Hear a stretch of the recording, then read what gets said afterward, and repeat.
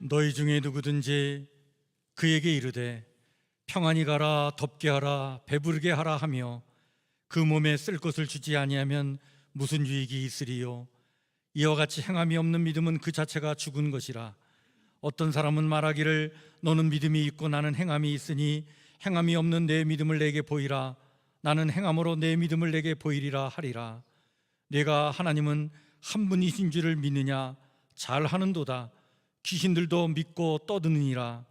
아하, 허탄한 사람아, 행함이 없는 믿음이 헛기신 줄을 알지 못하느냐? 영혼 없는 몸이 죽은 것 같이 행함이 없는 믿음은 죽은 것이니라. 아멘.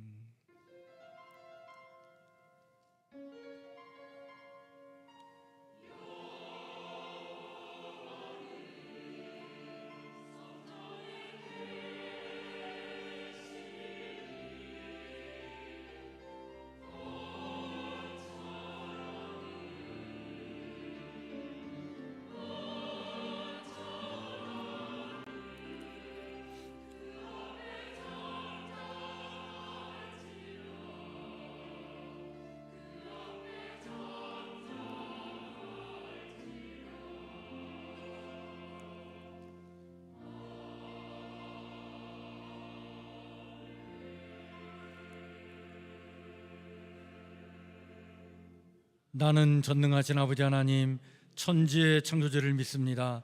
나는 그의 유일하신 아들 우리 주 예수 그리스도를 믿습니다. 그는 성령으로 잉태되어 동정녀 마리에게서 나시고 본디오 빌라도에게 고난을 받아 십자가에 못 박혀 죽으시고 장사된 지 사흘 만에 죽은 자 가운데서 다시 살아나셨으며 하늘에 오르시어 전능하신 아버지 하나님 우편에 앉아 계시다가 거기로부터 살아있는 자와 죽은 자를 심판하러 오십니다. 나는 성령을 믿으며 거룩한 공교회와 성도의 교제와 죄를 용서받는 것과 몸의 부활과 영생을 믿습니다. 아멘.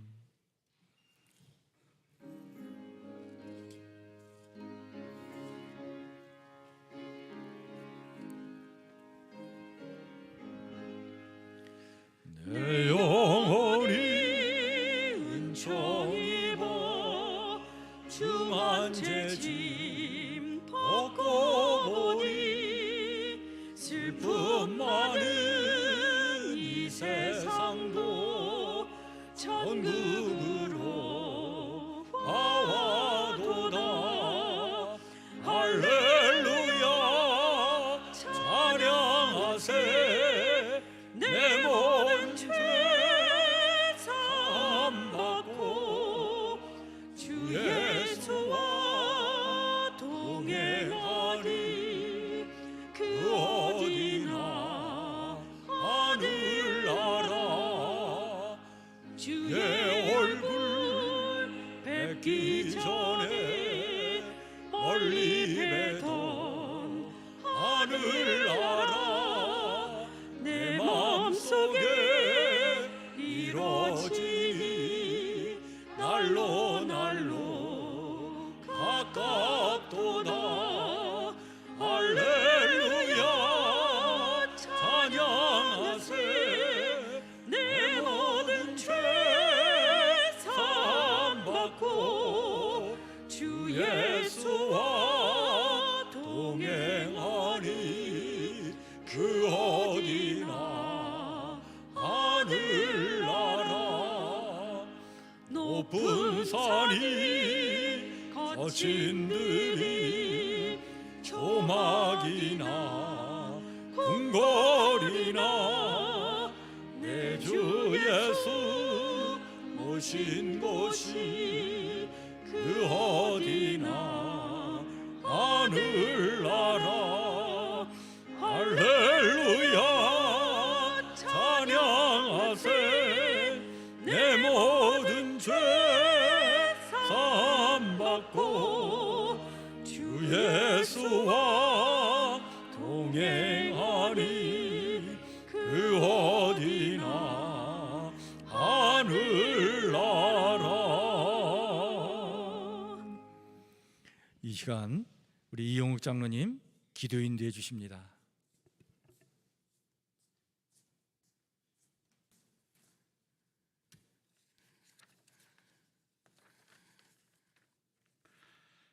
거룩하신 하나님 아버지, 경배와 찬양을 드립니다. 지난 한 주간도 주님의 크신 사랑과 은혜 가운데 살게 하시고 저희 성도들을 사랑하시어 눈동자같이 지켜 보호하여 주셨다가 오늘 거룩한 주일을 맞이하여 주님께 나와 마음을 다하고 정성을 다하여 찬양과 기도로 예배를 드릴 수 있도록 인도하여 주시니 감사를 드립니다. 은혜로우신 하나님, 죄로 인하여 영원히 죽었던 저희들을 위해 독생자 예수님을 이 땅에 보내시어 십자가의 보혈로 우리의 죄를 깨끗이 씻어주시고 예배드리는 성도들의 심령 가운데 주께서 임하셔서 주의 영광을 비춰주시고 메마른 심령 위에 은혜의 단비를 내리시어 우리의 영혼을 주의 생수로 흘러 넘치게 하여 주시옵소서. 나라와 민족을 사랑하시는 하나님, 호국의 달을 맞아 나라와 민족을 위하여 희생된 순국 선열들을 기억하여 주시고 지금도 고통받고 있는 그들의 가족들을 위로하여 주시고 오랜 시간이 넘도록 남과 북으로 나뉘어 화합하지 못하고 대립하고 있습니다. 이 민족을 통일국가로 하나 되게 하시고 하나님의 나라로 설 수 있도록 축복하여 주시기를 간절히 원하옵나이다. 주님, 하루빨리 코로나 치료제가 개발되기를 원하옵고 백신도 모든 국민들에게 원활하게 공급되기를 원하옵나이다. 질병으로 고통받는 성도를 치유하여 주시고 물질과 일터와 진로의 어려움으로 힘들어하는 성도들에게 통로를 열어주시고 힘든 코로나 상황 가운데 평안과 담대함으로 모든 문제를 이겨내어 힘든 시기를 극복하고 모든 것이 치유와 회복되도록 주님께서 함께 도와주시옵소서. 사랑의 주님, 주님의 몸된 교회로 세워주시고 부흥 발전하여 믿음의 공동체로 함께 나눌 수 있도록 허락하여 주시며 주님의 교회가 성령의 능력이 나타나는 교회가 되어서 새롭게 도약하고 힘찬 성장이 일어나게 주님께서 함께하여 주시옵소서.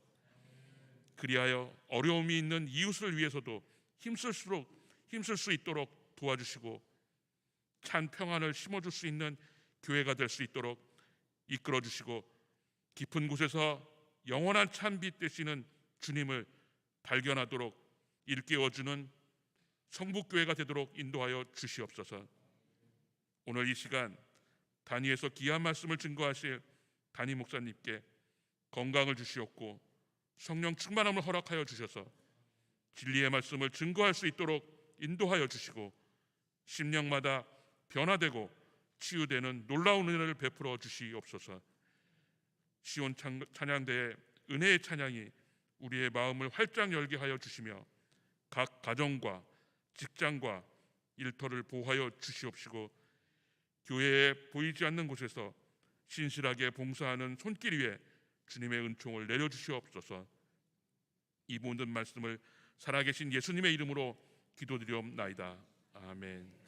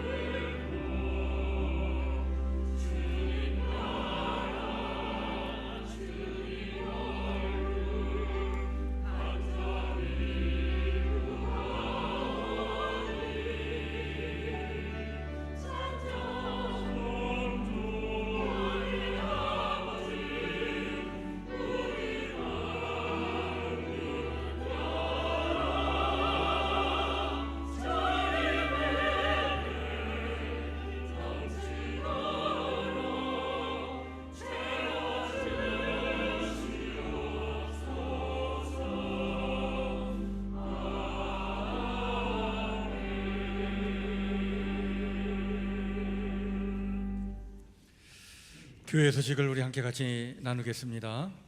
주보를 참고해 주시길 바랍니다.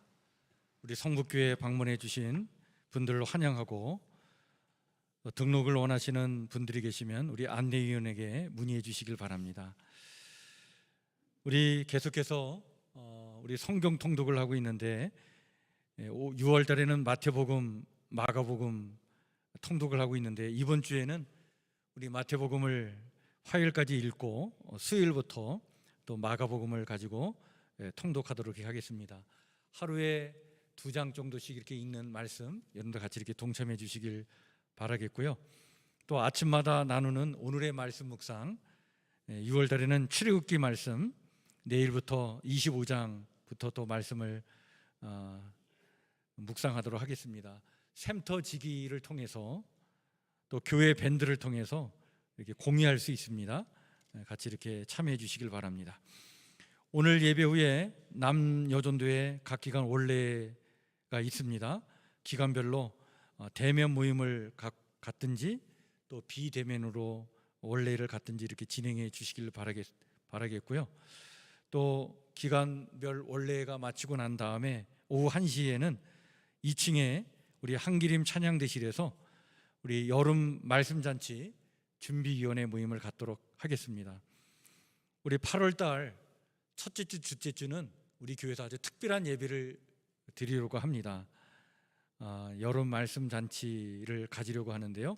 그것을 위해서 우리 교육부 부장들 또 사역자들, 남여전도회 각 기관 회장들 함께 모여서 오늘 오후 1시에 우리 준비 모임을 갖도록 하겠습니다. 다음 주일 3부 예배 후에는 권사의 원례가 있겠습니다. 우리 교회 이복하 집사님 주로 2부 예배에 나와서 예배를 드리고 계신데 우리 이복하 집사님 남편께서 우리 지난 주에 이렇게 세상을 떠나셨습니다. 그 이복하 집사님이 조선족이라 남편은 중국에 계시고 한국에 지금 들어와서 일을 하고 계신데 근데 갑자기 세상을 떠나는 바람에 큰 그 슬픔을 안고 장례를 중국에 가서 치르지도 못하고 중국에 아들이 있는데 아들이 지금 전도사입니다. 그래서 그 아들이 장례를 치르고 우리 이복하 집사님은 들어가지도 못하고 지금 한국에 머물면서 슬픔을 지금 잘 이겨내고 있는데 여러분들 위해서 기도해 주시고요. 어제까지 해서 장례를 잘 치렀습니다. 잘 슬픔을 극복할 수 있도록 우리 여러분들 관심 갖고 기도해 주시면 고맙겠습니다. 그리고 우리 교회 이영호 집사님께서 뇌출혈로 쓰러지셔서 그 병원에 입원하셔서 지금 중환자실에 계신데 수술을 하고 지금 이제 회복 중에 있는데 아직 의식은 돌아오지 못한 가운데 있습니다. 우리가 지금 병원을 방문할 수 없어서 그 아들하고 연락을 취해서 지금 이제 연락을 주고받고 있는데 여러분들 우리 이용호 집사님 우리 바울의 회원이신데요. 의식이 돌아오고 또 건강이 잘 회복될 수 있도록 여러분들 관심 갖고 기도해 주시면 고맙겠습니다. 오늘 우리 함께 같이 나눌 하나님의 말씀은 신약 성경 37쪽 마태복음 22장 1절에서 14절 말씀입니다.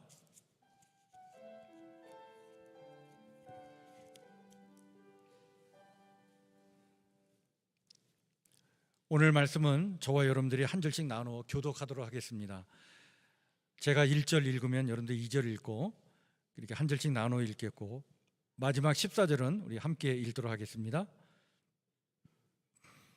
마태복음 22장 1절에서 14절 1절입니다. 예수께서 다시 비유로 대답하여 이르시되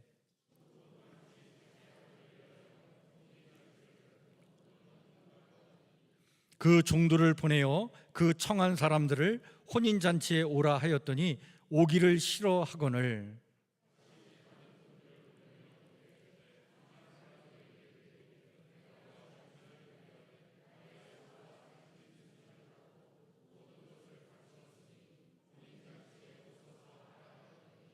그들이 돌아보지도 않고 한 사람은 자기 밭으로 한 사람은 자기 사업하러 가고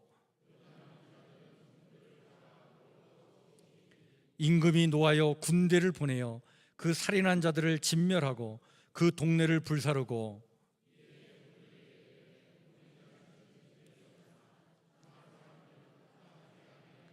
내 거리 길에 가서 사람을 만나는 대로 혼인잔치에 청하여 오라 한대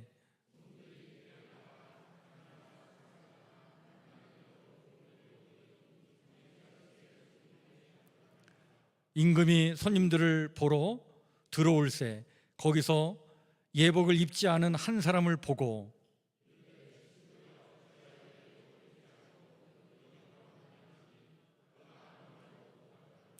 임금이 사환들에게 말하되 그 손발을 묶어 바깥 어두운 데에 내던지라 거기서 슬피 울며 이를 갈게 되리라 하니라. 청함을 받은 자는 많되 택함을 입은 자는 적으니라. 아멘.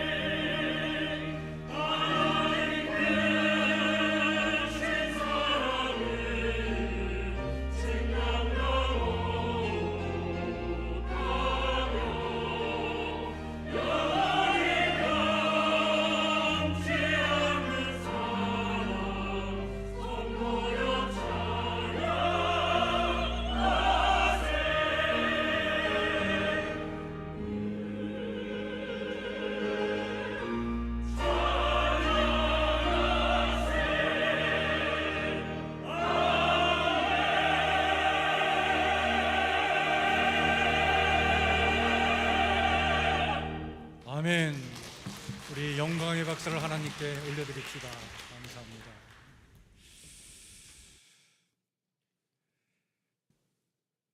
네, 우리 마태복음을 지금 우리가 통독하고 있는데요. 오늘은 마태복음 22장 1절에서 14절 말씀을 가지고 청함과 택함이라고 하는 제목으로 말씀을 나누고자 합니다.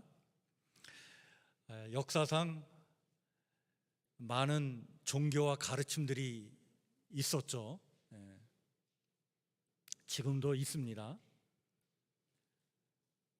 그런데 이러한 가르침과 종교들이 생명력을 잃을 때가 있어요.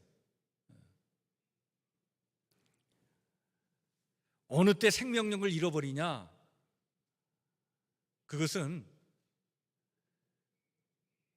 그 가르침을 실천하지는 않고 그 가르침대로 살지는 않고 그 가르침을 받았다는 것 그 자체로만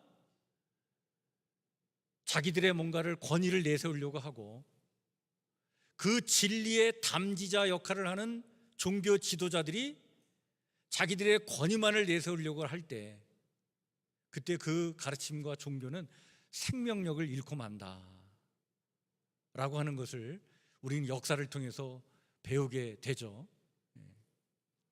여러분, 예수님 당시에 예루살렘 성전을 중심으로 한 유대 종교가 그랬습니다. 당시의 종교 지도자들은 모세를 통해 주어진 하나님의 율법을 자기 자신들이야말로 전수받았다. 그러니 우리야말로 권위가 있다. 우리는 이 권위를 인정받아야 되고 우리의 권위 아래 모든 사람들은 다 따르고 순종해야 된다 라고 그렇게 주장을 했지만 정작 이들은 하나님의 말씀대로 살지 않았어요. 예수님께서 예루살렘 성전에 들어가셔서 막 기적을 베푸시고 하나님의 말씀을 가르치실 때 많은 사람들이 충격을 받았습니다. 너무나 놀라웠어요, 그 가르침이. 그래서 많은 사람들이 예수님을 따랐습니다. 그때 이 예루살렘 성전을 중심으로 한 종교 지도자들이 예수님께 나와서 따졌어요. 권위의 문제를 들고 나왔습니다. 도대체 성전에서 가르치는 권한을 당신에게 누가 줬느냐? 우리가 주지 않은 그 권한을 당신이 어디서 받아가지고 지금 이 성전에 와서 가르치느냐? 그러면서 권한의 문제, 권위의 문제만 들먹거렸지 정작 이들은 하나님의 말씀을 따르질 않았다. 그래서 주님께서 너무나 이 모습이 참 어리석고 답답해서 이들에게 들려주는 이야기 3종 세트가 있는데 그것이 여러분들 마태복음 21장, 22장에 나오는 세 가지 이야기입니다. 첫 번째 이야기가 마태복음 21장 28절부터 32절에 나오는 두 아들의 비유인데 어떤 사람에게 두 아들이 있었다는 거죠? 아버지가 두 아들에게 얘기합니다. 오늘 포도원에 좀 나가서 일을 좀 해라.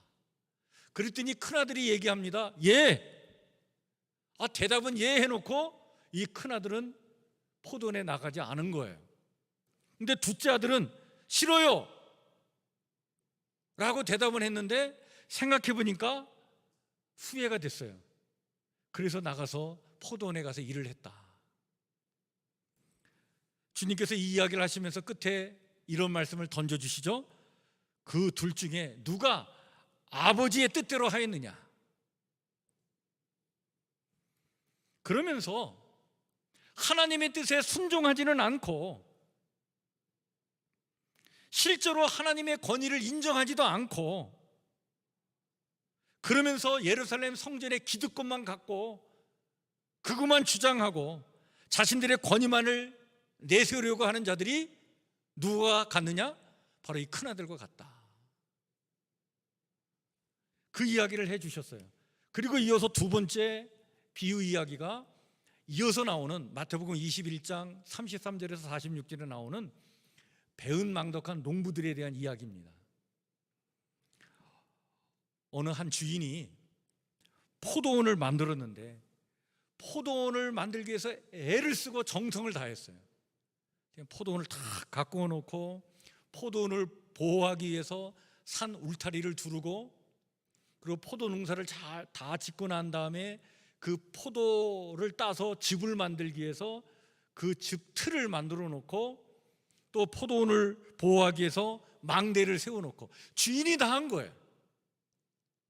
모든 것을 다 갖춰 놓고, 그리고 농부들에게 새로 그 포도원을 넘겨주고는 열매를 얻게 될 때 나에게 열매의 일부를 새로 바치라 이렇게 계약을 맺었어요.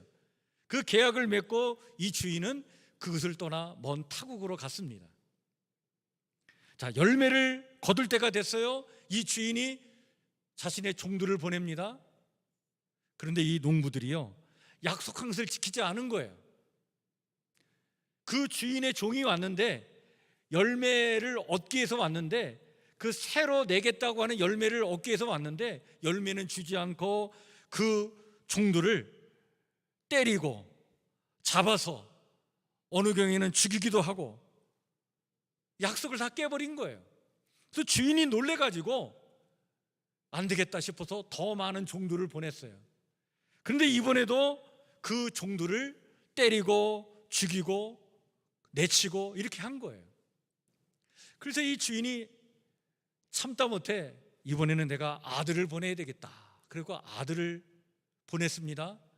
아들을 보내면서 생각하기를 아들은 존대해 주겠지, 이렇게 생각하고 아들을 보냈는데 웬걸 이번에는 그 아들을 잡아 죽이면서 이들이 생각을 하기를, 이게 상속자니까 상속자가 죽으면 이 포도원은 누구께 돼? 우리 것이 되겠지. 이런 악한 마음에 그 아들까지 죽였다는 거예요. 그래서 이 포도원 주인이 결국에는 직접 오게 될 때가 됐는데, 자, 이 포도원 주인이 직접 와서 이 농부들을 어떻게 하겠느냐라고 예수님이 질문을 던지시죠. 그때 사람들이 얘기합니다. 그 악한 자들을 진멸하고 포도원은 제때의 열매를 바칠 만한 새로운 농부들에게 줘야 합니다. 주님께서 이 비유를 말씀하신 이유가 있죠. 지금 이 예루살렘 성전을 중심으로 한 이 종교 지도자들이 이러한 짓거리를 하고 있다. 결국에는 나를 핍박해서 나를 죽이려고 할 것이다. 그러나 이들을 향한 하나님의 심판은 분명히 다가올 것이다 라고 하는 그 말씀을 던져 주신 것이죠. 그리고 이어지는 세 번째 이야기가 오늘 우리가 본문으로 나눈 말씀 이야기입니다. 마태복음 22장 1절부터 14절에 나오는 혼인잔치를 베푼 임금에 대한 이야기예요. 어느 한 임금이 아들을 위해서 혼인잔치를 베풀었습니다. 이 잔치에 참여할 만한 사람들에게 초청장을 보냈어요. 초청장으로 보내고 끝난 게 아니라 다시 종들을 보냈습니다. 정중하게 잔치의 자리에 오라고 했어요. 그런데 이들이 오기를 싫어하는 거예요. 그래서 다시 또 종들을 또 보냈어요. 정중하게 청하는 그 말을 전하게 했는데, 이때 종들이 뭐라고 청했냐면 이렇게 말을 하는 거예요. 내가 오찬을 준비하되 나의 소와 살찐 짐승을 잡고 모든 것을 갖추었으니 혼인잔치에 오소서. 우리 주인이 이렇게 말을 전하라고 합니다. 여러분, 이 청함의 과정을 보면 3번 청한 거예요. 3번. 정말 정중하게 진심을 다해서 청했는데, 근데 이 청함 받은 자들이요, 그 임금이 보낸 종들을 거들떠보지도 않고, 한 사람은 자기 밭으로 나가고 한 사람은 자기 사업하러 나가고, 그리고 남은 자들은 뭘 했느냐? 그 임금이 보낸 종을 잡아 모욕하고 죽이기까지 했다. 이 소식을 들은 임금이 경로해가지고 군대를 보내서 그 살인한 자들을 진멸하고 그 동네를 불사르고는 그 종들에게 말을 했는데 뭐라고 했느냐? 자, 혼인잔치는 준비가 되었는데, 자, 청함받은 사람들은 지금 합당하지 아니하니까, 자, 이제 너희는 동네에 나가서 내거리 길가에 나가가지고 사람을 만나는 사람들마다 다 데려와라. 다 데려와라. 어떤 사람이든 간에 이 잔치자리는 열려 있으니까 다 초대해라. 다 초대해라. 그래서 이 종들이 나가가지고 뭐 선한 사람이든 악한 사람이든 다 초대했다는 거예요. 다 초대했다. 여러분, 이 이야기가 의미하는 게 뭔지 아시죠? 여러분, 하나님 나라 천국은 모든 자들에게 열려 있는 줄 믿으시길 바랍니다. 여기에 죄된 자가 없어요. 예된 자가 없어요. 모두가 다 하나님의 나라 천국에 다 초대받은 거예요. 이 땅에 생명으로 태어난 이상 다 초대받은 자들이에요. 하나님은 다 초대하고 계신 거예요. 그래서 모두를 다 불러 모았단 말이죠. 그래서 그 잔치 자리에 손님들이 가득하게 됐어요. 자, 이 임금이 이제 손님들을 보러 잔치 자리에 들어왔습니다. 근데 보는데 거기에 예복을 입지 않은 사람이 딱 눈에 들어온 거예요. 그래서 이 임금이 그 예복을 입지 않은 사람에게 이렇게 묻습니다. 친구여, 어찌하여 너는 예복을 입지 않았는고? 왜 예복을 입지 않고 여기 앉아 있느냐? 이렇게 물었어요. 근데 이 사람이 대답을 못하는 거예요. 너무나 부끄러워서. 그때 임금이 종들에게 얘기합니다. 그 손발을 묶어서 바깥 어두운 데에 내 던지라. 거기서 슬피 울며 이를 갈게 되리라. 이런 이야기를 예수님께서 던져주시면서 결론을 맺는데, 그 결론이 여러분 이 세 번째 이야기의 결론이면서 앞에 세 이야기의 결론이에요. 그게 바로 뭐냐면, 여러분들 우리가 함께 읽은 마태복음 22장 14절 말씀입니다. 이 말씀 한번 다시 읽을까요? 시작. 청함을 받은 자는 많되 택함을 입은 자는 적으니라. 자, 우리 모두가 하나님의 자녀로 부름을 받았고 천국 백성으로 다 초청받은 사람들이다. 여기서 예외인 사람은 없다. 근데 정작 이렇게 다 우리가 청함을 받았지만, 그러나 택함을 받은 사람은 실로 적은 것이다.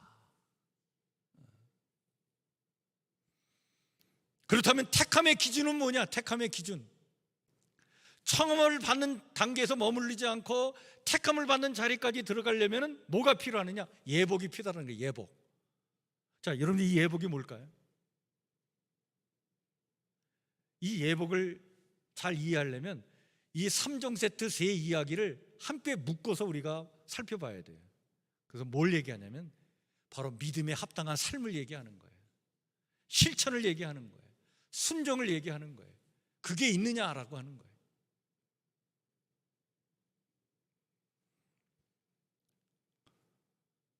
청함을 거절한 이들은요, 순종을 하지 않았기 때문에 택함을 받지 못했어요. 또 청함을 받아 왔긴 왔지만 예복이 준비되지 않은 사람도 똑같은 사람들이에요. 두 아들의 비유에서처럼 포도원에 가서 일하라고 할 때 대답은 예 해놓고 가지 않은 아들처럼 행함이 없는 거예요. 배응망덕한 포도원 농부들처럼 세를 주겠다라고 약속을 해놓고는 세를 주지 않고 세를 받으러 온 주인의 종들을 죽인 이들과 똑같은 거예요. 여러분, 이들의 공통점이 있어요.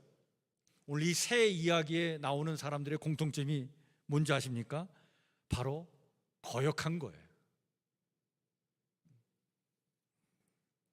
자신들의 믿음이 참되다라고 하는 사실을 보여줄 만한 증거가 없을 뿐만 아니라 하나님의 뜻을 거역한 거예요. 의지를 가지고 거절한 거예요. 오늘 본문만 놓고 보아도 안타까운 사실은요, 여러분, 이 왕의 아들의 혼인잔치에 원래 초대받은 자들의 공통점이 있는데, 그들이 한결같이 잔치에 오기를 싫어했다는 거예요. 여기 원래 초청장을 받은 사람들은 누굴 얘기하는지 아세요? 바로 유대인들을 얘기해요. 선민이라고 자처하는 당시에 유대인들을 얘기를 하는 거예요. 이들은 모세의 율법을 받은 자들로서 우리야말로 선민이다, 하나님께서 우리를 선택해 주신 백성이다 라고 하는 그 자긍심은 있었지만, 그러나 그들의 실제 삶 속에서는 하나님의 말씀을 거역하고 산 거예요. 결국에는 이들의 영생과 구원과 생명의 자리에는 그들이 택함을 받지 못했다. 자, 오늘 이 본문의 말씀을 읽는 오늘의 독자들에게 성경은요, 이 이야기를 통해 우리에게 질문을 던지는 거예요. 도전적인 질문을 던지죠. 무슨 질문입니까? 그렇다면 당신은 어떻습니까? 여러분, 우리는 어떤가요? 오늘 우리는 어떻습니까? 하나님 나라의 자녀요 백성으로 초대되어서 아멘 하면서 그 부름에 응답을 했지만, 정작 우리의 삶 속에 정말 예수가 있습니까? 말씀대로 살아가려고 하는 실천이 있습니까? 십자가를 외면한 채 내 뜻대로 내 욕심대로만 살고 있지는 않은가요?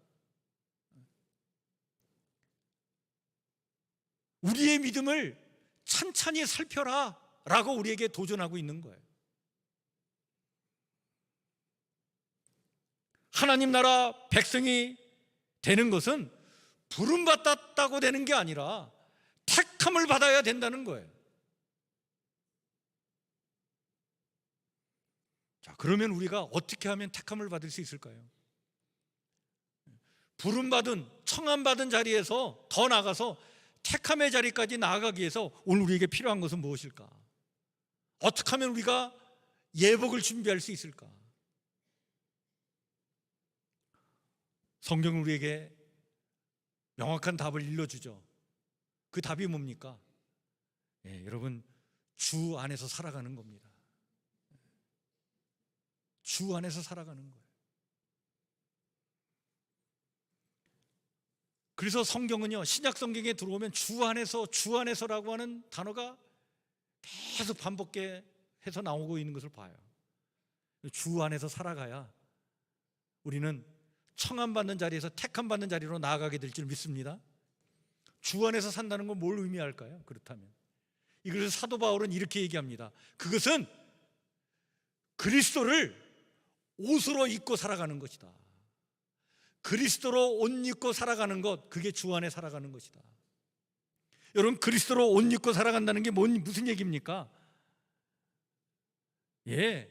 그리스도의 마음으로 사람을 대하고 그리스도의 손과 발이 되어 살아가는 거예요.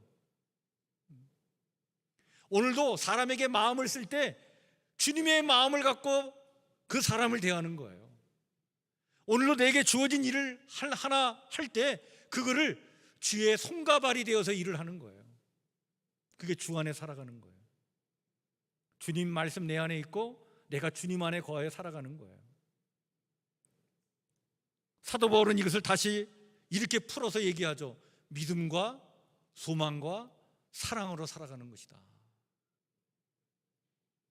어떤 상황 속에서도 하나님을 향한 신뢰와 믿음을 잃지 않고 우리를 온전케 하실 그 소망의 눈으로 오늘 나와 너와 이 세상을 바라보고, 그리고 그 주님의 사랑으로 서로 사랑하며 살아가는 것, 이게 그리스도로 옷 입고 살아가는 것이다. 이게 있어야 된다는 거예요. 이래야 생명력이 우리 안에 있는 거예요. 청함받는 자리에서 택함받는 자리로 나가게 되는 거예요. 이런 우스갯소리가 있어요. 어떤 사람이 만들어낸 이야기겠지만, 어떤 사람이 죽어서 천국에 갔대요. 천국에 가 보니까 거기 성도들이 와 있는데 성도들의 귀만 와 있다고 얘기를 하고, 보니까 목사들이 와 있는데 목사들의 입만 와 있다더라. 그게 천국이라고 우스갯소리로 누군가 만들어낸 이야기인데, 근데 여러분 이게 참 그냥 웃고 넘어가기에는 너무나 우리의 가슴을 찌르는 말이죠. 그러니까 우리의 실상의 삶은 실천은 없고 귀만 있는 거예요. 말만 있는 거예요. 이런 예수님의 육신의 형제였던 야고보가 야고보서를 썼어요. 이런 신약 성경의 야고보서는 예수님의 제자 야고보가 쓴 게 아니라 예수님의 육신의 동생이 야고보가 썼는데, 이 야고보가 예루살렘 교회의 초대 지도자였습니다. 그런데 이 육신의 동생이 야고보가 예수님을 근거리에서 지켜보면서 예수님이 강조하는 게 무엇인지를, 그것을 아주 민감하게 받아들여서 전한 그 서신이 야고보서인데, 야고보서에서 강조하는 게 뭘까요? 이런 야고보서 2장 16절부터 26절에 보면 이렇게 말씀하고 있지 않습니까? 너희 중에 누구든지 그에게 이르되 평안히 가라, 덥게 하라, 배부르게 하라 하며 그 몸에 쓸 것을 주지 아니하면 무슨 유익이 있으리요? 이와 같이 행함이 없는 믿음은 그 자체가 죽은 것이라. 영혼 없는 몸이 죽은 것 같이 행함이 없는 믿음은 죽은 것이니라.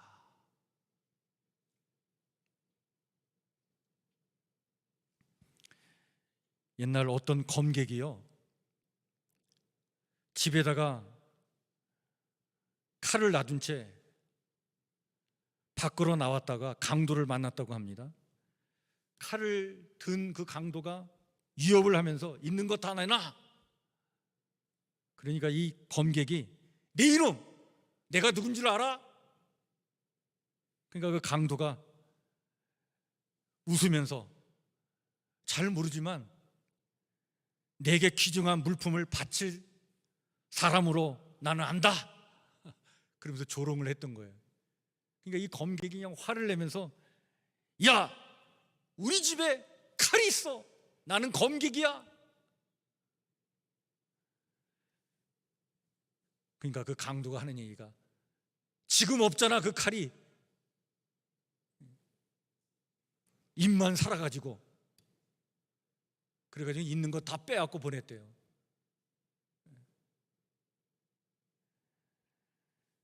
이 이야기가 우리에게 주는 의미가 크죠. 집에 있으면 뭐합니까? 지금 없는데. 여러분, 검은 그 하나님의 말씀이잖아요. 하나님의 말씀을 지금 붙잡고 살아야지 거기 능력이 나타나지. 나 예전에 말씀 많이 읽었어, 나 성경을 몇 독했어, 여러분 그게 중요한 게 아니에요. 지금 말씀을 가지고 순종하고 살아가는 거예요.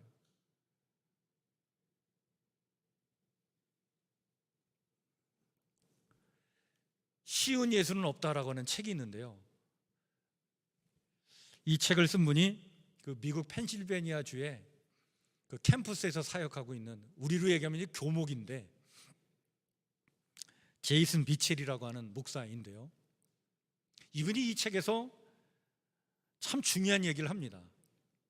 우리 신앙인들이 자꾸 이 신앙이 이렇게 다운되고 막 낙심되고 좌절하고 어느 때는 막 신앙의 그 권태의 늪에 빠질 때가 있는데 왜 그러느냐? 그것은 우리에게 있는 예수가 쉬운 예수이기 때문에 그렇다. 그러니까 이 신앙의 권태라는 것이 그리스도를 삶의 모든 측면으로 모실 때 얼마나 놀라운 일들이 막 벌어지는지 이것에 대해서 고민하지 않기 때문에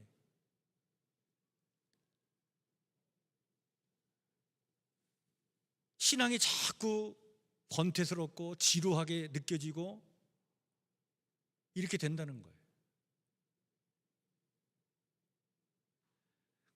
근데 우리가 너무나 오랫동안 쉬운 예수만 추구하고 있다는 거예요.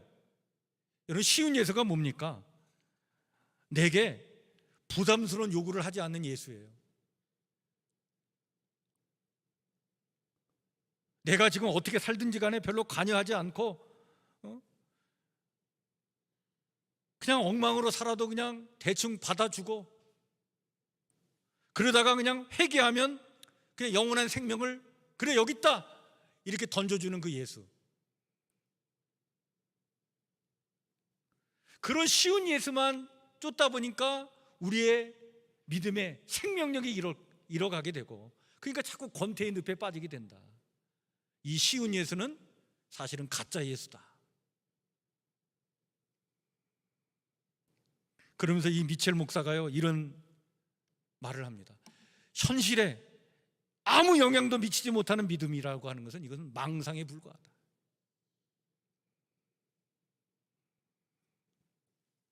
믿음을 머리로만 하려고 하느냐?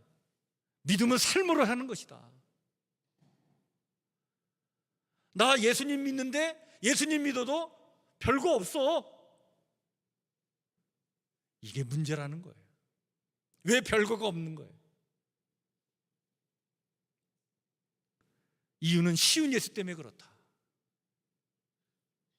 내 삶의 모든 측면에서 예수님을 내 인생의 주인으로 받아들여서 그분이 원하는 삶을 살려고 하고, 그분과 함께 호흡하면서 그분의 리듬에 맞춰서 살아가려고 막 춤을 추며 함께 살려고 할 때 거기에 능력이 나타나고 생명력이 나타나는데, 그게 없으니까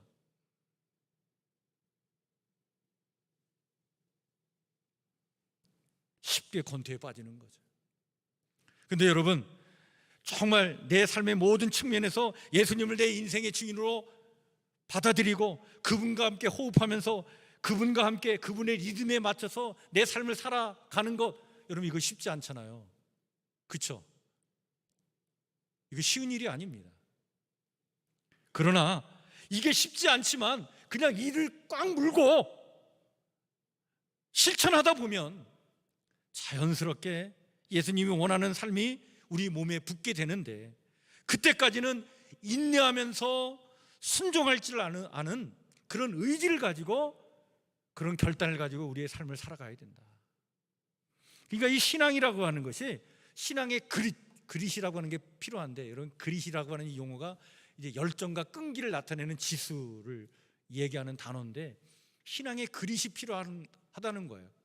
그러니까 뭔가 이 끈기와 열정을 가지고 예수님을 따르려고 하는 그 삶을 계속 실천해 나가는 것, 이 의지가 필요하다는 거죠. 그렇게 순종의 길을 가다 보면 그것에 필요한 의지와 힘을 하나님이 또한 공급해 주시는 것을 우리가 체험하게 되는 거죠. 그렇게 된 후에는요, 어떤 일이 우리 안에 일어나느냐? 불순종이 오히려 불편해지는 거예요. 순종이 편한 거예요. 주님의 말씀 따라 살아가는 것이 더 편해. 그러한 체질의 변화가 일어나는 데까지 우리는 가야 된다는 거예요. 그 진짜 예수가 우리 안에 있어야 우리의 안에 진짜 충만한 생명력이 우리 안에 꿈틀대게 된다. 그러면서 7가지 영역에 있어서 이런 예수가 없다고 얘기를 해요. 순종이 제2의 천성으로 굳어지기까지는 힘들더라도 계속해서 주의 길을 따라가야 하는데, 자, 7가지 영역에서 우리는 이런 예수는 없다는 사실을 분명히 알아야 된다. 자, 첫 번째가 바로 뭐냐면 용서의 영역인데, 아프니까 용서를 접으라 이렇게 말하는 예수는 없다는 거예요. 끝까지 용서하라는 거죠. 그래서 힘들더라도 우리는 끝까지 용서해야 되는 거예요. 왜? 그게 진짜 예수니까. 두 번째는 동정의 영역에 있어서는 그냥 마음이면 충분하다 이렇게 말하는 예수는 없다. 동정만 하지 말고 손길도 가야 된다는 거죠. 고통의 영역에 있어서는 고통의 잔을 피해 다니라 라고 말하는 예수는 없다. 그런 말을 하는 것은 쉬운 예수라는 거예요. 잔은 내가 마셔야 돼요. 내가 짊어져야 될 십자가 내가 끝까지 짊어져야 되는 거예요. 누가 대신 져주지 않아요. 그건 내게 주어진 십자가예요. 그걸 짊어질 줄 알아야 되는 거예요. 성의 영역에 있어서는 헌신 없이 욕구만 채우라라고 말하는 예수는 없다는 거예요. 여러분, 우리가 이 성이라고 하는 게 거룩한 거 아닙니까? 근데 이 거룩한 성이 이렇게도 천박하게 된 이유는 헌신이 없기 때문에 그런 거예요. 헌신이 없이 욕구만을 채우려고 하니까 이 성이 타락하게 되는 거예요. 권력과 힘의 영역에 있어서는 인생을 너희의 왕국을 세우는 데 쓰라라고 말하는 예수는 없다는 거예요. 처음부터 끝까지 이 땅에 하나님의 나라를 세우라고 주님 우리를 부르시고 하나님의 나라를 세우기 위해서 우리에게 지혜도 주시고 능력도 주시고 어느 때는 힘도 주시고 어느 때는 권력도 주시지, 너희의 나라를 세우기 위해서 힘을 쓰라 그런 건 없다.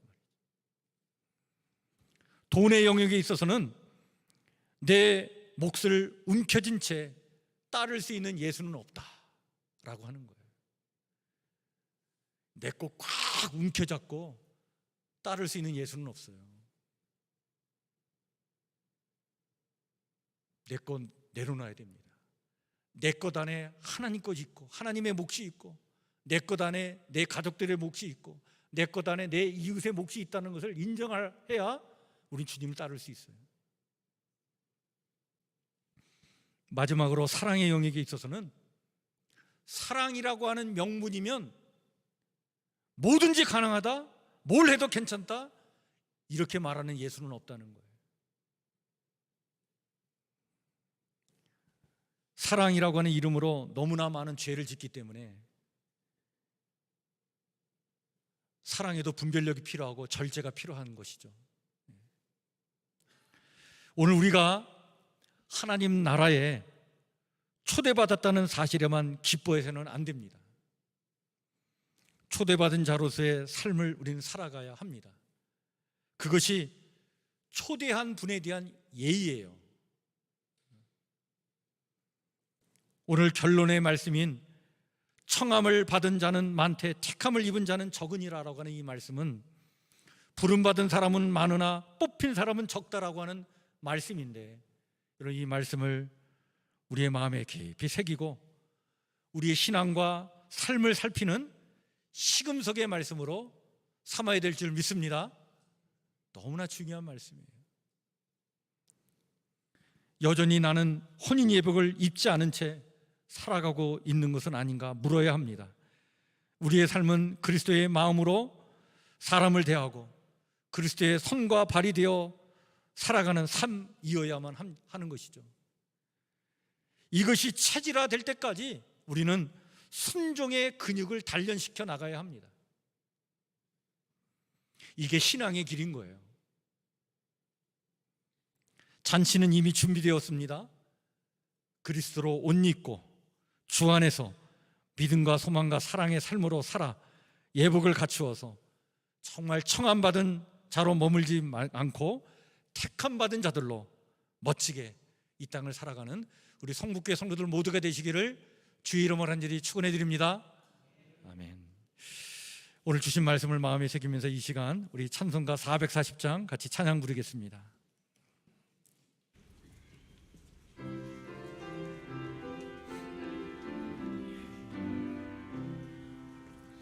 어디든지 예수 나를 이끌면 어디든지 예수와 함께 가려네. 예수와 함께 연히 가면 나가 없고 예수님과 동행하면 겁없네. 어디를 가든지 겁낼 것 없네. 어디든지 예수 함께 가려네. 세상 친구 모두 나를 떠나 동행하면 외로움 없겠네. 가는 길이 위태하고 험해도 어디든지 예수 함께 가려네. 어디를 가든지 겁낼 것 없네. 어디든지 예수 함께 가려네. 어두운 그늘 나를 에워쌀 때에 주가 함께 계심 믿고 자려네. 죽은 후에 천국에서 깨어나 예수 함께 길이 살리라. 어디를 가든지 겁낼 것 없네. 어디든지 예수 함께 가려네. 네, 기도합니다. 하나님, 지난 한 주간의 삶도 이 모양 저 모양으로 저희를 살펴주시고 또 오늘 이 거룩한 주일에 주님 앞에 나와 마음과 뜻과 정성을 다하여 예배드리게 하시며 각자의 척지와 형편에 따라 또 귀한 예물로 봉헌하며 예배케 하시니 하나님 참으로 감사를 드립니다. 이 귀한 예물 바치는 손길에 하늘의 복을 더해 주시고 하나님 앞에 11조로 감사헌금으로 또 주일헌금으로 선교헌금으로 드린 이 귀한 예물 하나님 거룩하게 잘 쓰여져서 이 땅에 하나님의 나라가 더욱더 확장되어지길 원하오니 하나님 우리와 함께하여 주시옵소서. 진실로 또 아버지 하나님이여 한 주간을 맞이하는 우리 사랑하는 성도들 삶을 하나님 축복해 주셔서 맞이하는 한 주간 삶 진실하게 살게 하여 주시옵고 겸손하게 주의 말씀 마음에 새기며 그 말씀을 따라 순종하고 실천하는 삶을 살아가도록 하나님 그 의지를 더해 주시고 아버지 하나님이여 용기를 더해 주시고 능력을 더해 주셔서 하나님 자녀답게 멋지게 위대하게 살아갈 수 있도록 하나님 저의 삶을 복되게 해 주시옵소서. 신앙이라고 하는 이름을 가지고 사람들을 정죄하고 판단하고 차별하는 그런 닫힌 삶이 아니라 하나님의 마음으로 사람들을 대하고 이해하고 용납하고 사랑하는 열린 삶을 살아가는 저희들 되길 원합니다. 그래야 저희의 삶을 통해 그리스도의 영광이 나타나길 원하오니 이렇게 멋지게 살아가는 위대한 삶 되도록 하나님 우리 성도들의 삶을 복되게 하여 주시옵소서. 이 시간 우리 평상에 있는 우리 이용호 집사를 놓고 기도합니다. 하나님 주의 은혜와 능력을 베풀어 주시옵소서.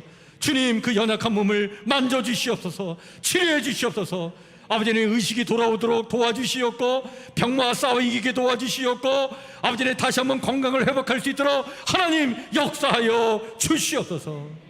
아직도 할 일이 많이 있는데 아버지 하나님 그에게 하나님 강권적인 주의 역사가 임하길 원합니다. 능력이 임하길 원합니다. 역사하여 주시옵소서. 주의 치료의 손길로 함께하여 주시옵소서. 하나님의 놀라운 일을 체험할 수 있는 그러한 일들이 펼쳐지길 원하오니 하나님 우리 가운데 역사하여 주시옵소서.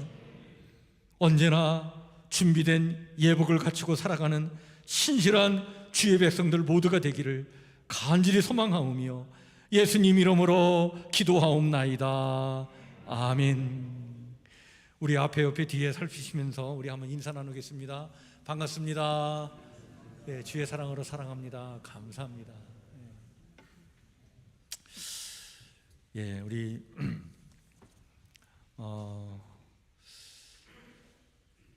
우리 이복화 집사님 때문에 우리나라에 들어와 살고 있는 우리 조선족들이 어떤 삶을 살고 있는가를 이렇게 많이 피부로 좀 느끼게 되는 것 같습니다.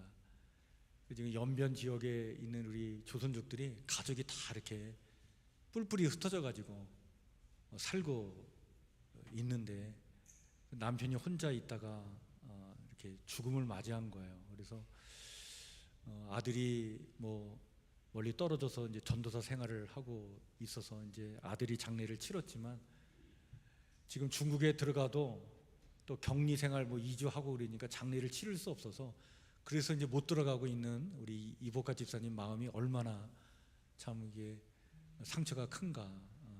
지금 계속 그 마음을 추스리지 못해서 지금 계속 이렇게 좀 저희가 관심 갖고 기도해주고 있는데 여러분들 위해서 많이 기도해 주시길 바랍니다. 이 슬픔을 빨리 극복할 수 있도록 그래서 하나님 주신 힘을 가지고 이 어려움을 이겨나갈 수 있도록 참 기도가 필요하고요.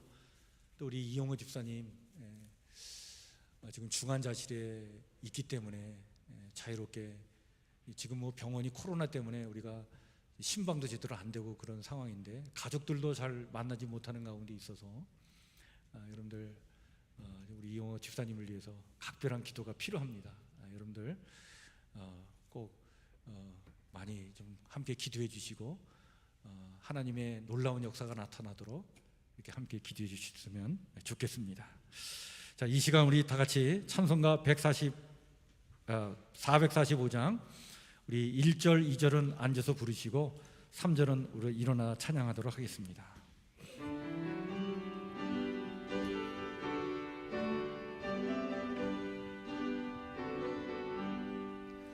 대산을 넘어 황곡에 가도 빛 가운데로 걸어가면 주께서 항상 지키시기로 약속한 말씀 변치 않네.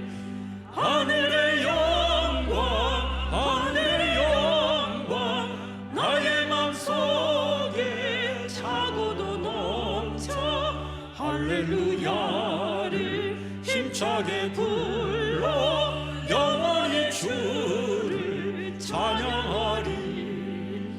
캄캄한 밤에 다닐지라도 주께서 나의 길 되시고 나에게 밝은 빛이 되시니 길 잃어버릴 염려 없네. 하늘의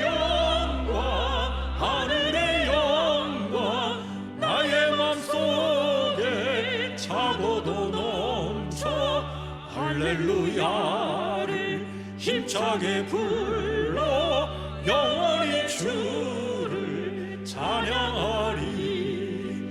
광명한 그 빛 마음의 바다 찬란한 천국 바라보고 할렐루야를 힘차게 불러 날마다 빛에 걸어가리. 하늘의 영광 나의 맘속에 차고도 넘쳐 할렐루야를 힘차게 불러 영원히 주를 찬양하리. 이제는 택함 받은 자리까지 동행하여 주시는 우리 주 예수 그리스도의 은혜와 능히 순종의 삶을 살도록 힘과 능력을 주시는 우리 하나님 아버지의 무한하신 사랑과 그리스도로 아름다운 예복을 입고 주님의 마음으로 사람을 대하도록 사랑으로 충만케 하시는 성령님의 감화 감동 교통하심의 은총이 실천하는 신앙을 갖고 힘있게 살아가는 성도가 되길 소망하는 성북교회 성도들 머리 위에, 성도들의 사랑하는 가족들 위에, 그리고 이 시간 중환자실 그 평상에 누워있는 이용호 집사 위에, 남편을 잃고 슬픔에 잠긴 우리 이복화 집사 위에, 코로나19의 고비를 넘고 최선을 다해 일상의 삶으로 돌아가려고 힘을 쓰는 모든 선한 일꾼들 위에, 폭염 속에서도 자신의 사명을 끝까지 감당하기 위하여 힘을 다하여 이 땅을 살아가고 있는 거룩한 주의 백성들 모두 위에 영원토록 함께하옵시기를 간절히 축복하며 기도하옵나이다. 아멘.